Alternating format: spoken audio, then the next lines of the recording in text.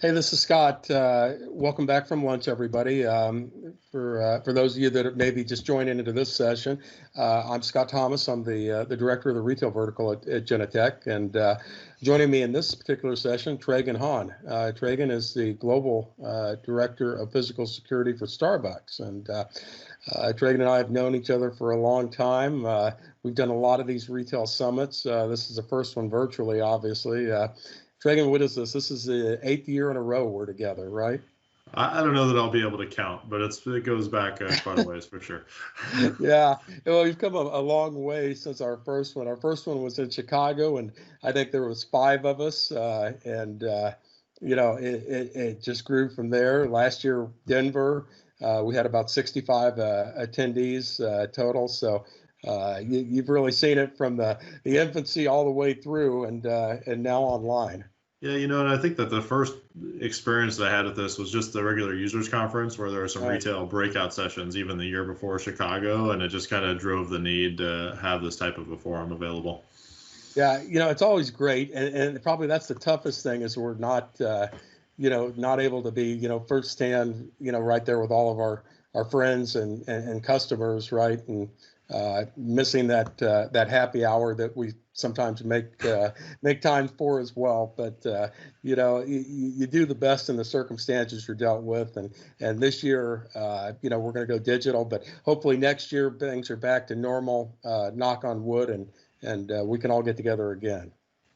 Yeah, we'll see. I think that's the most we can hope for at this point. It's been, out of all of the years, this one has definitely been different. And I think that it's really kind of forced us to think creatively about how we can maintain connections, even when we can't be together.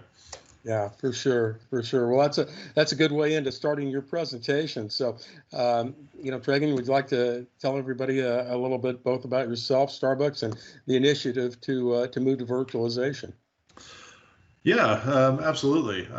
Thanks for having me. It's always a great opportunity for me to spend some time sharing what we have going on. And if I can present here. While you're queuing that up, I'll remind our audience to the right in your Teams console, you'll see a chat box. So if you have questions for Tragan or I during the session, please feel free to type them in there, and we'll try and get to them at the end of the presentation. Okay, so I should be sharing. Are you able to see that, Scott? I can see it. Looks good. Yeah, great. So a little bit about me, a little bit about our programs, kind of where we're at, and then I'll kind of get into the topic around our desire to move towards virtualization and where we are there. So I've been with Starbucks now for just over 10 years, and that entire time I've been in the security functions. Started out primarily responsible for the security systems within the organization. And over the last few years, morphed more into the overall physical security functions. Prior to Starbucks, I worked for security integrators for about 15 years, deployed security systems for a lot of different types of companies, from commercial to retail and everything in between. Today, I want to spend a little bit of time talking about virtualization, and I think that maybe I'll start off with this. We've dealt with virtualization for security systems for quite a while in our corporate space, but as we get more into the retail space, we've been a little bit slow to adopt. And so I'll kind of take you on some of our journey over the last 10 years and kind of where we see some gaps and what we're doing to address those. So at a high level, most everyone knows Starbucks. We have quite a few locations. Our location count is really what drives a lot of the complexity with our systems. And like I preface this all the time, these numbers are wrong because as soon as I put them in a deck, they are out of date. But today we're roughly somewhere over 30,000 locations. Of that, about half of them are in North America, which is primarily where we end up focusing our initiatives. We've been an international company for quite a while. Our first international markets were, overseas in Japan and Singapore. So we've been operating in a fairly complex environment for quite some time. Global Security, which is the organization that I'm a part of, right? We really are trying to enable a safe environment to conduct business. And kind of the way that I try to describe it to people is I sell coffee at the end of the day. And I do that by enabling a safe environment for an interaction between a Starbucks partner and a customer to occur. And so I try to purposely not look at it through the lens of I am a security practitioner. I really try to help enable the sale of product to customers. So my team is this. It's retail security programs, it's corporate security, and security systems. I have separate leads managing each of these functions, but today we're going to be primarily focused within the security systems space. Kind of the way that I like to look at the program journey, and I think this actually came out of a user conference years ago, probably 2012, 2013, something like that, where somebody was describing their maturity in a way that they had a fairly mature program. And so I really started to look at what that meant to us over the last few years. And we've kind of gone through this journey as well. So today, where we have a fairly complex video environment, we really want to now be optimizing that for the future. And the journey for that has really been implementing a software package that allowed us to bring everything together. All right, we established processes to do that repetitively. We created some management features and processes in order to allow us to do that more in a standardized way. And now, as we're looking forward, we look at things like using the data from these systems for other uses. We want seamless experiences for users, but then failure points being removed is also another one for optimization. It's kind of the area that I want to focus on today as one of the key drivers around virtualization. So those steps, where I started 10 years ago was where a lot of companies started, or even where a lot of companies are today, right? Where we had a bunch of different stuff scattered all over the country. We didn't know what was where. We had no life cycle management, and we had no way to tell what was happening. So getting rid of this made things a little bit more repeatable, right? Just standardizing on a product. When we standardized on things, we're able to better define what our approach was, right? And so then we created this ecosystem of security technology, which was consistent across the enterprise. And we manage systems in 10 of the countries that we operate in for both retail and non-retail locations. Define to manage, right? So this is something I talked about a couple of years ago, where we were really trying to implement processes for automate the processes that our users use to access the systems in a way that created consistency, allowed for better collaboration, but also to address the compliance risks associated with GDPR and some of the other regulations that have come into place. Now, here we are, manage to optimize, right? So, and I mentioned that we'd be focusing a bit on removing failure points. And so for us, with the number of locations, right, and the complexity that adds is every store where we're deploying hardware, we have 2 hard drives. And hard drives for us are our largest failure point. And it is hundreds to thousands of hard drives that we experience failures in every year. And having that dedicated hardware that is purpose-built for video creates some complexities. The other issue that we have is that our partners that support these systems have limited capability to kind of drill into that specific failure and fix that problem. And we tend to default to replace the entire DVR or NVR as opposed to the failed component. And that adds a lot of cost. And so these were things that we have been thinking about for quite some time, is how do we remove that? And so as we've kind of continue to strengthen our relationship with our retail technology teams, we took a look at what their roadmap was in retail from a technology perspective. And so this was really their strategy around the retail technology environment, right?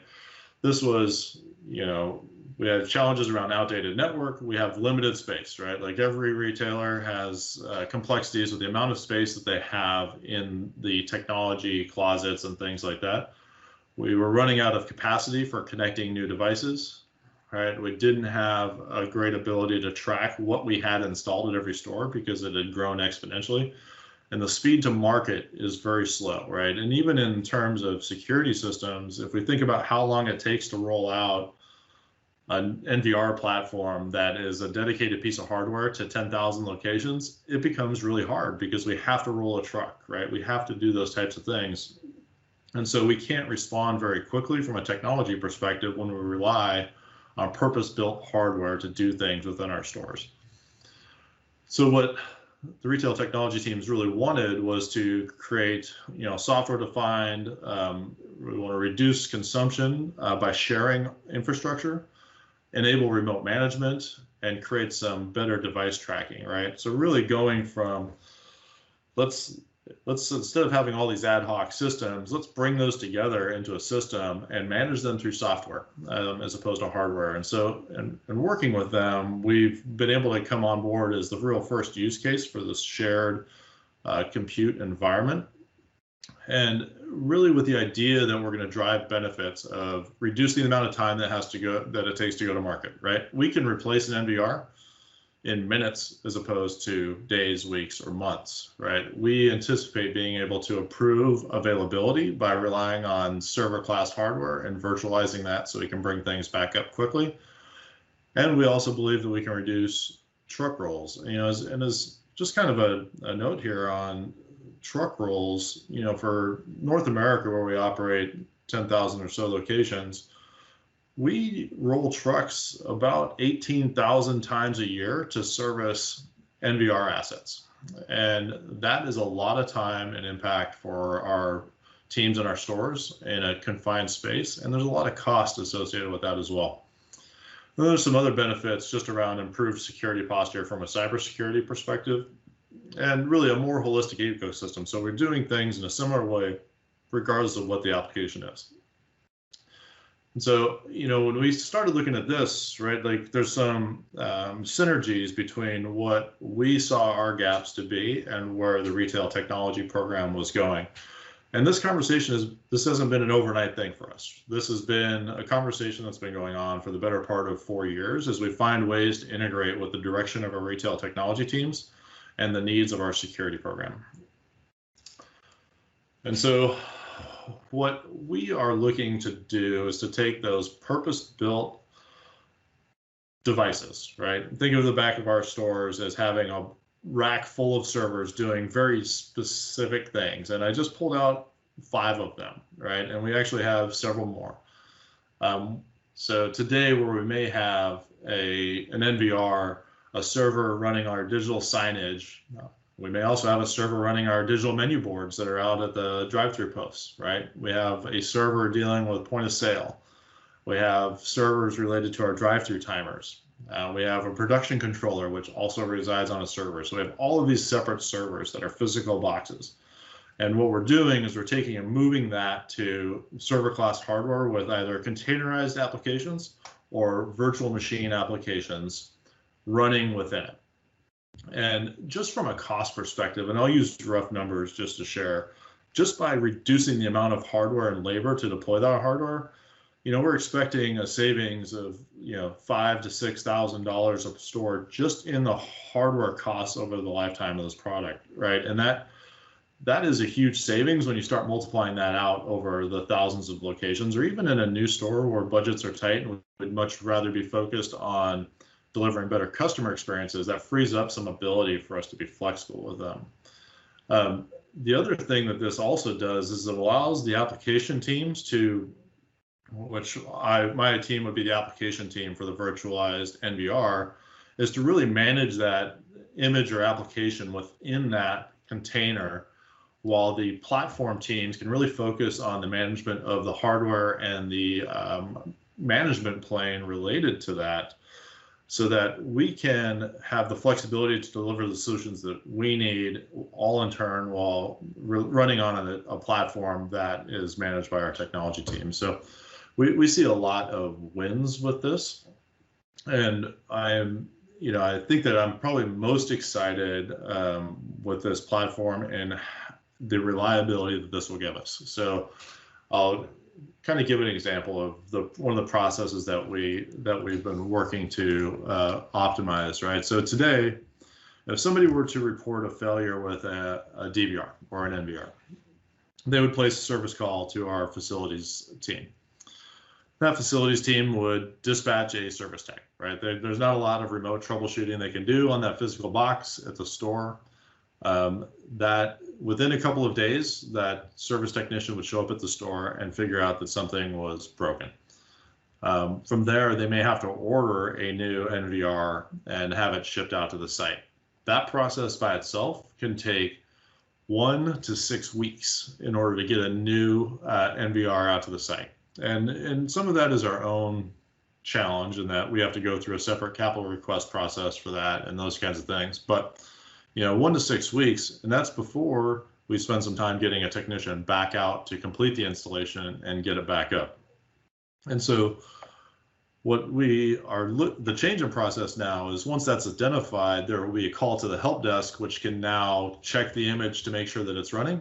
If it's not running, get it running. And if there's a fault within that virtual NVR, they can restore a backup that's maintained on that device as well. In addition to that, it creates some flexibility as we migrate, because we still have a lot of hardware that is deployed in our stores.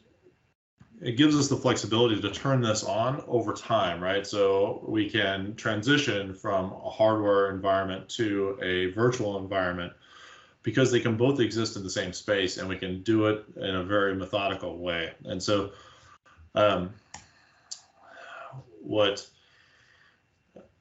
with that increased ability to get things repaired quickly, we expect to see an increased uptime.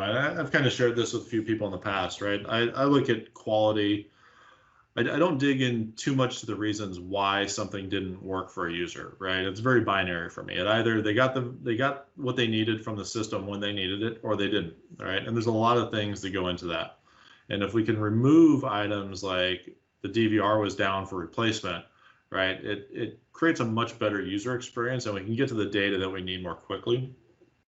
And then on top of that, just the speed at which we can deploy, right? To deploy a virtualized NVR is a matter of flipping a switch and going through a process to integrate it back in with our federation servers.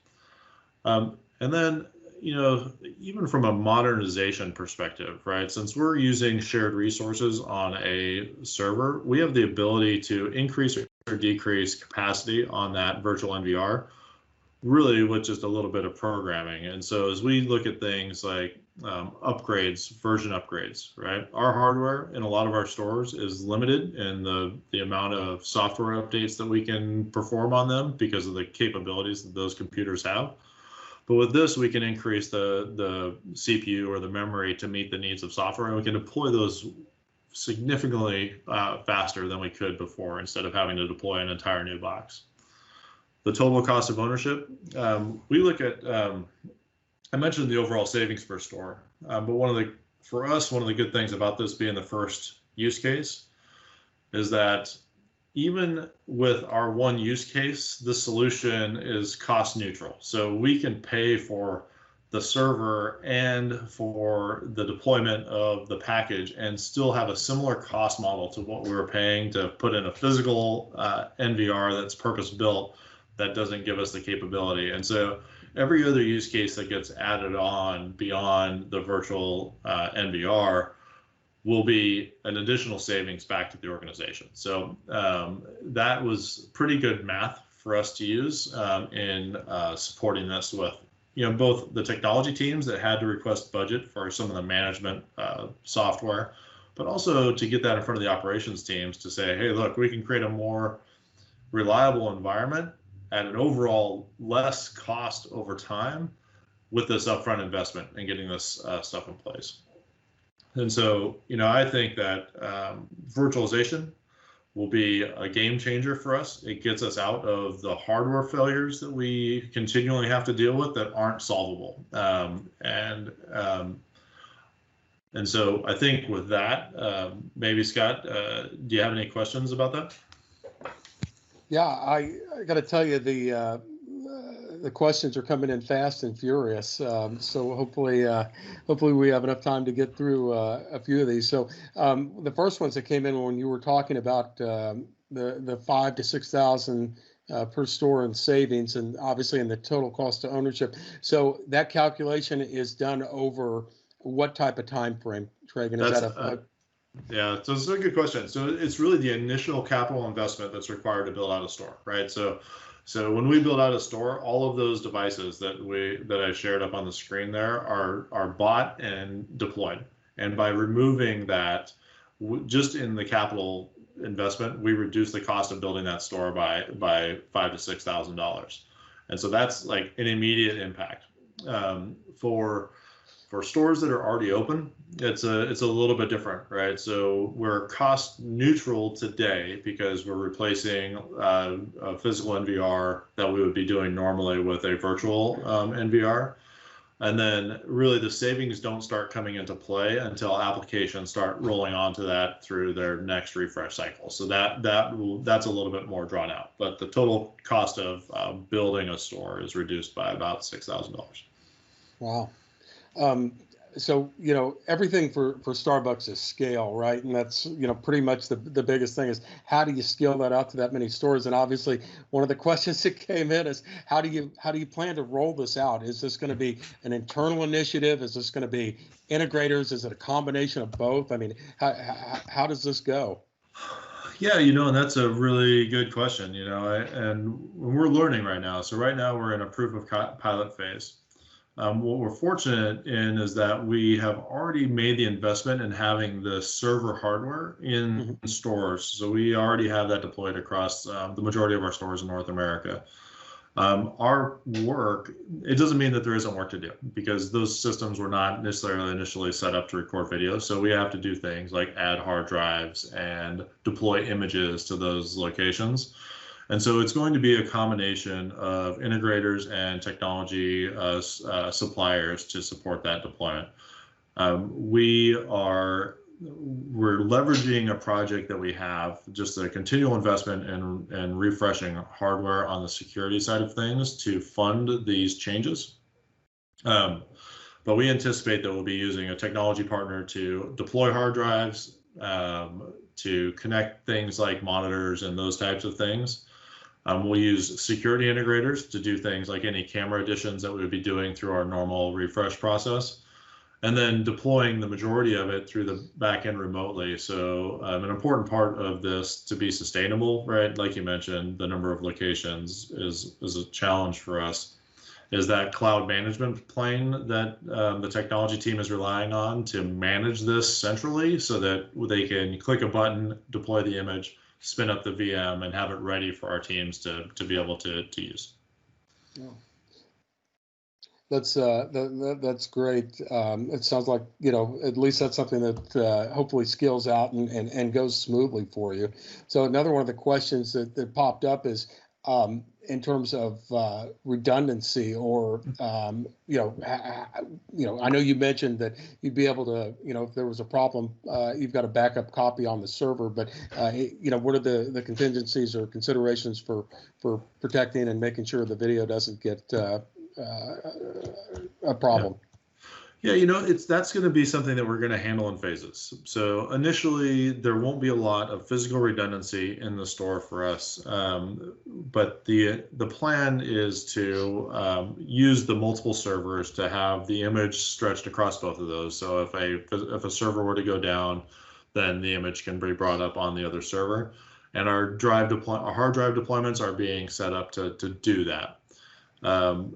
Right now, the big advantage of the hardware is that the IT operations center is able to leverage their monitoring tools to monitor the health of that appliance and get the right resources out to maintain it ahead of a complete outage. And so it'll be a phased approach. Initially, it'll be a layer of monitoring tools followed shortly after with redundant hardware solutions for the virtual environment.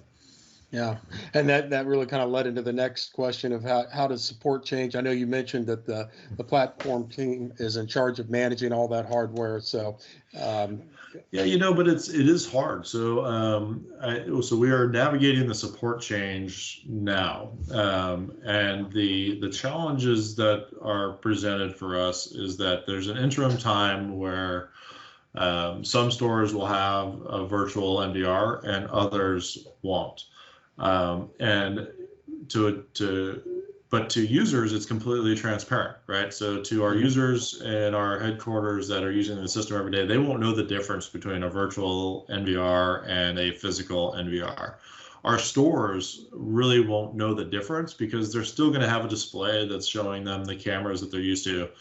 And so we're really having to do some work with with both our help desk teams and our facilities call center teams and our security integrators to make sure that we're able to realize the benefits of this by not rolling trucks. And that's going to be a hard one for us to navigate, especially in the interim time. If it's everything at once, it's actually a lot easier because you can just change what the process is for everything. But in the interim, we're gonna have to really rely on good management of data on what exists where, so that our support partners will fix the right problem instead of just rolling a truck and looking at the screen and trying to figure out why there's no DVR but there's cameras on the screen. Yeah, well, when you mentioned that the 18,000 truck rolls a year, right? If you cut that in half, that's got to be a win. Yeah, we actually anticipate even more than that. The majority of our failures really are drive related. I mean, there's a few oddball ones that might be things like motherboard batteries or something like that require some on-site presence, but most of our failures are related to a drive failure. Yeah. And so we're fortunate in that our cameras have been very reliable over the years, and our network has been very reliable. And I should knock on some wood here somewhere, but it is drives, and so by removing that issue, we expect to have a much lower number of service calls, and we're expecting to the tune of a 75% reduction in service calls on our video assets, which by itself creates a much higher level of uptime, right? Sure. When you're dealing with a 2-day to 6-week time frame to get things up and running, that's a lot of downtime over the course of 18,000 service calls. Yeah, absolutely. Probably the last thing that came up is you mentioned cloud, and how's the cloud fit into the big picture future for Starbucks? Yeah, so it is definitely front of mind for us. I think you've been a part of this a couple of times. So we have looked at pure cloud recording. We've looked at offloading some of our management layers to the cloud for surveillance and access control, and we're doing pieces of those things in different parts of the world, right?